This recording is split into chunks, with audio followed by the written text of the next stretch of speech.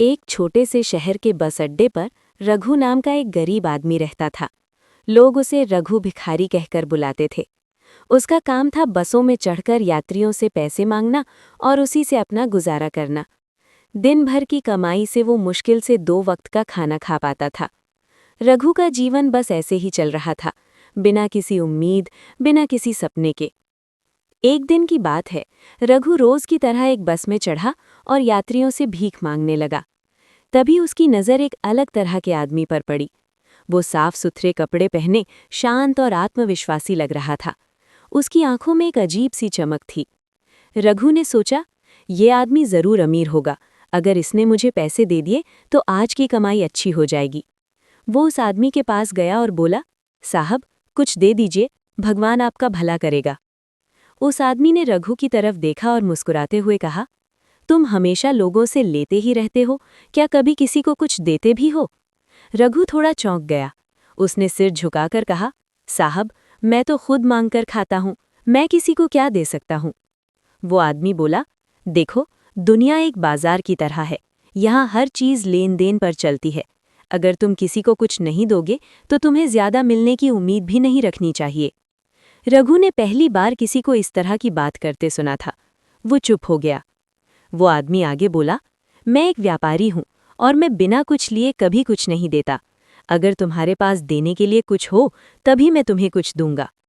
इतना कहकर वो आदमी अगले स्टॉप पर उतर गया। लेकिन उसकी बातें रघु के दिल में उतर चुकी थीं। उस रात रघु सो नहीं पाया। वो बार बार वही सोचता रहा, मैं क्या दे सकता हूँ, मेरे पास तो कुछ भी नहीं है। अगले दिन भी वो इसी सोच में डूबा रहा। तीसरे दिन जब वो बस अड्डे के पास बैठा था, तभी उसने देखा कि पास में कुछ बच्चे मिट्टी से छोटे छोटे खिलौने बना रहे थे। रघु ने ध्यान से देखा, वे साधारण सी चीज़ों को सुंदर आकार दे रहे थे। तभी उसके मन में एक विचार आया, अगर मैं भी कुछ छोटा सा बनाकर लोगों को दूं तो? उसने वहीं से थोड़ी मिट्टी उठाई और कोशिश करने लगा। शुरुआत में उसके बनाए हुए खिलौने बहुत खराब थे, लेकिन धीरे धीरे वो सीखने लगा। उसने छोटे छोटे मिट्टी के दीपक और खिलौने बनाना शुरू कर दिया। अगले दिन वो बस में चढ़ा, लेकिन इस बार कुछ अलग था। अब वो कहता, साहब, अगर आप मुझे कुछ देंगे तो बदले में मैं आपको ये छोटा सा खिलौना दूंगा। पहले तो लोग हंसे, लेकिन कुछ लोगों ने पैसे दिए और उसका बनाया सामान ले लिया। धीरे धीरे लोगों को उसकी बात पसंद आने लगी।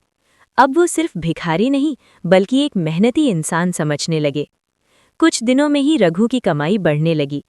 अब वो रोज नए नए डिज़ाइन के छोटे छोटे सामान बनाने लगा। उसने थोड़े पैसे जोड़कर रंग और अच्छे औजार भी खरीद लिए। अब उसकी पहचान बदल रही थी। एक दिन फिर वही आदमी उस बस में मिला। रघु तुरंत उसके पास गया और बोला, साहब, आज मैं आपको कुछ दे सकता हूँ।